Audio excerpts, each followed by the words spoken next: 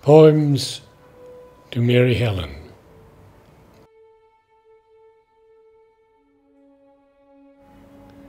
Mary Helen, soul of light. What star aloft could represent her soul, that brighter shines than heaven's galaxies, whose orbit trails the mother's diamond light, in joyous wake upon God's timeless seas? What planet, moon, or nebula would turn from her brightening smile, embracing time and space, herself of calm and poise of settled bliss, or dare refute those burning orbs of grace that look on life with heaven's tenderness and symbolize the Spirit's dateless quest? In her, the truth of womanhood affirmed, beloved one, blessed among the blessed.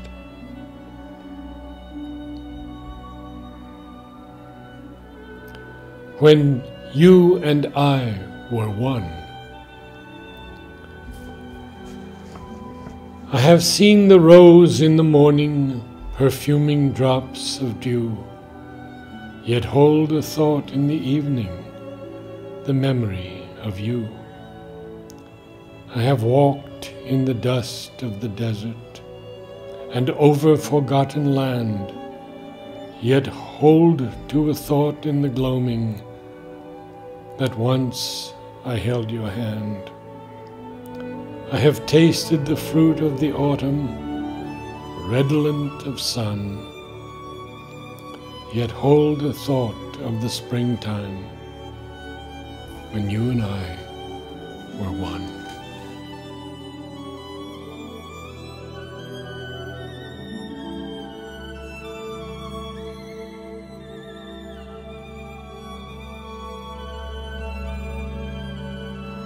Beloved Mary Helen, a gift that asked no measure of return, a joy that shared its vision of the all, a heart that ever widened out to learn the meaning of our birth, the Spirit's fall from spheres of light to sleep in ignorance, and take up forms for growth that soon grow old. A truth she held, though hidden as in trance, a tale of God, too early to be told. Through beauty's dress I glimpsed her soul of light, and calm that carried me on crests of peace, to grace my days and fill them with delight, till from this earth her spirit took release. I know through faith that still she blesses me, and those around who lived within her smile, the mother's child, a force of purity, who shed on earth her dream of love a while.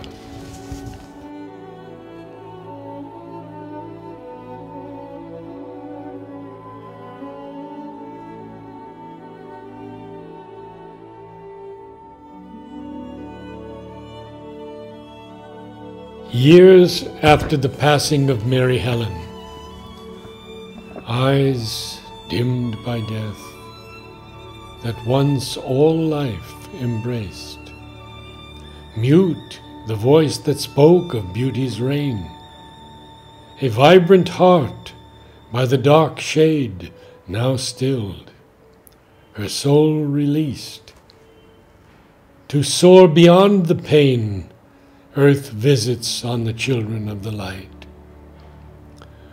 The rhythms of the dance lived in her limbs, her path an ordered march to worlds divine, a music like the strophes of choral hymns I heard in the pulsing rapture of her heart, the brilliance of the golden summer skies, peony on bursting peony, could not surpass the luster of her eyes. The humble dogwood clothed in clouds of white, the nodding columbine's etheric blue, the pansy's sweet expression of delight, lilies fragrancing the morning dew, recall a living dream from measureless time. In the shadows where the mosses cover stone, beneath the colored leaves of autumn trees, I hold her ever close, though most alone.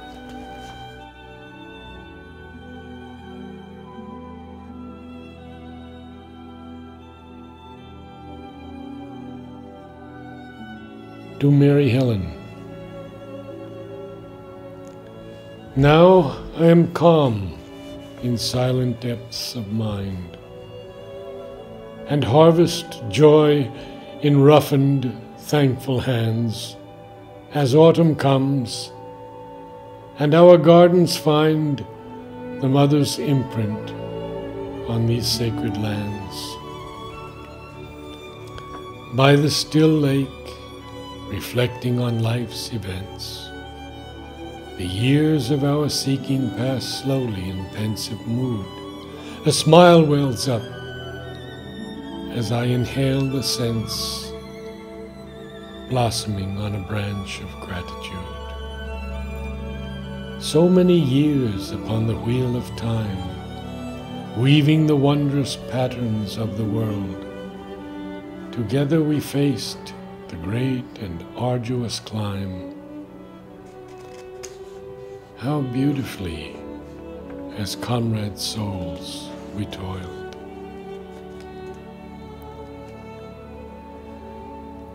Descending bliss is close. I hear the rush of aureate wings pressing towards our earth, and in my heart a voice of rapture sings of Godhead's crown and superhuman birth.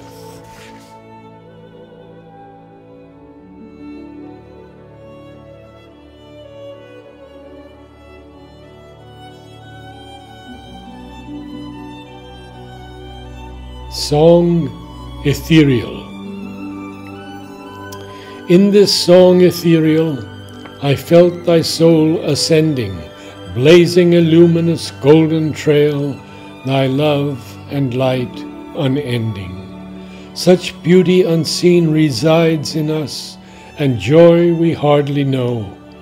A subtle, unknown nucleus calls us to forego all transient care and find the source of joy eluding thought, the rapture free of heart's remorse, in godlike moments caught. This poem was inspired by the second movement of Samuel Barber's Violin Concerto. Our soul's delight. And suddenly I saw you standing there, as through the stained glass windows slanted light fell on your sari, wove of heaven's blue, and in a moment's dawning glance I knew that in this troubled world there lived delight, an unspoiled joy, which both our souls would share, as we together in consecration moved through the seasons of the earth, so deeply loved, and labored in a strange and distant air, bounteous and beautiful and bright, and grew aware, half consciously at first, of Godhead's call and Spirit's heightened thirst. Though from the body's pain your soul has flown, and carried with it something of my own, no human grief or temporal despair can vanquish her who is our soul's delight.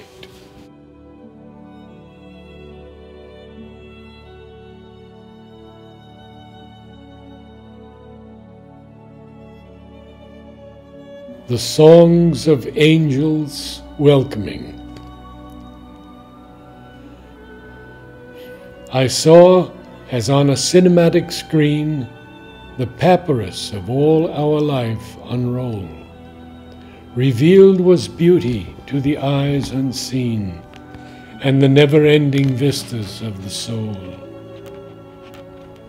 Floating through dreams as on a buoyant sea, unteared your face, unstained its radiance, aglow, attuned to unearthly harmony and plenitudes exceeding sight and sense. Then pain, the dark companion, came in sleep, and with him came the breaking of my heart, for death into your weeping cells did seep. I know not why such beauty must depart. Our life of bliss lay shattered in a day, when hope had fled to chasm depths unknown to all except the witness of the way. But through your body's plight, our souls had grown,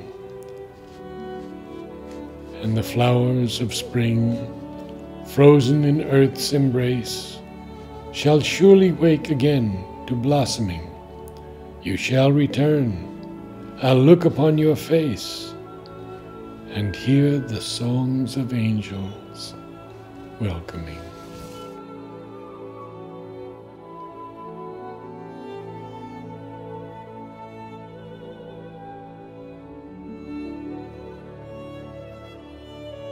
The golden rains of consciousness. When our days were young, and you and I were free, oh, my beloved with the sunlit smile, whose eyes like pools of lapis lazuli, my image held as in a crystal vial. My soul was wrapped in beauty's ways by love, surrounded by the peace of happy years, as the brightening threads of our morning marriage wove a tapestry of life unstained by tears, and moments of divine awakenings, a visionary dreamscape of the real that hides itself behind apparent things, our nuptial vow and inner spirit seal.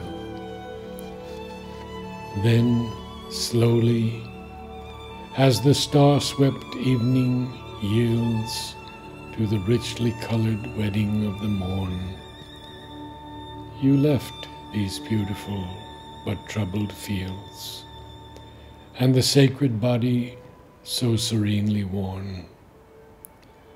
Exempt from our travail and freed from pain, you lie encased in folds of spirit peace. A day will come, your soul called once again, the golden rains of consciousness shall cease, descend to earth in raiment of the blessed, the golden gods surrounding thee with songs, and all thy being a divine bequest, a grace for which earth desperately longs.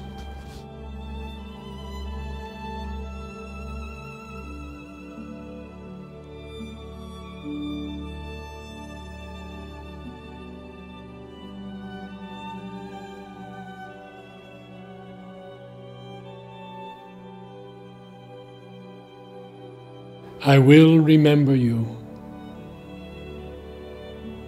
At night I will remember you, when calm descends in solitude, or the wakeful eye of new morn burns, and life from dreamlike sleep returns.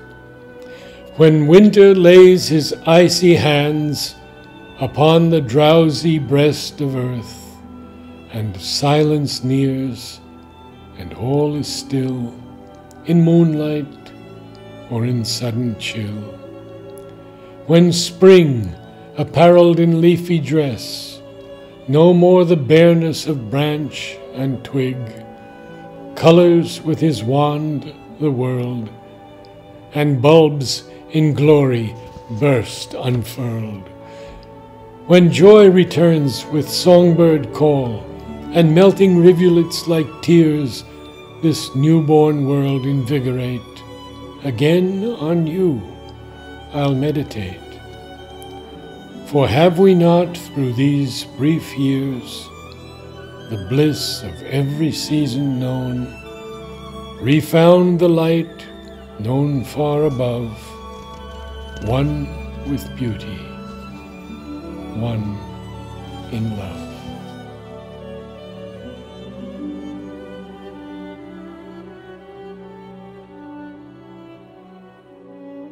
Flowered paths of light. We walked among the vast cathedral trees, exulting in the warm and languorous day, aware of fragile moments such as these, when winter holds the world within its sway. We watched the willow's green exuberance, the early iris thrusting through the soil, and wondered at the wizardry of chance that moves with us through birth and death and toil. We wandered upon ways we hardly knew, mid sleeping ferns and lively daffodils. And though our days remaining might be few, a concentrated joy our being fills. For we have loved, and we have lived, and more, have trod these flowered paths of light before.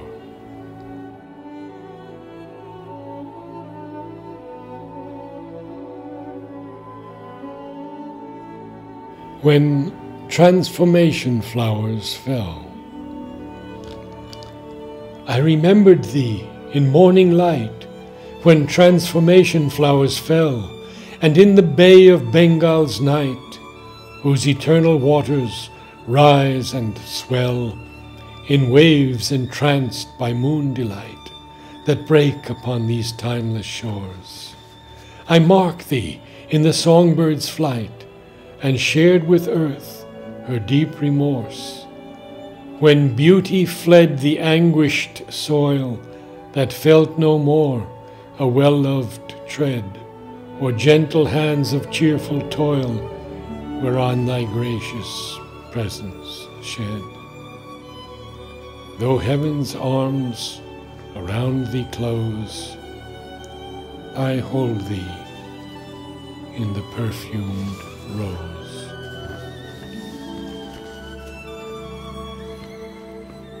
Nirodbaran's comment, very fine. Nirodbaran, one of the earliest disciples of Sri Aurobindo and the Mother, who was a physician and became a fine poet with Sri Aurobindo's inner help, and eventually his scribe for Savitri.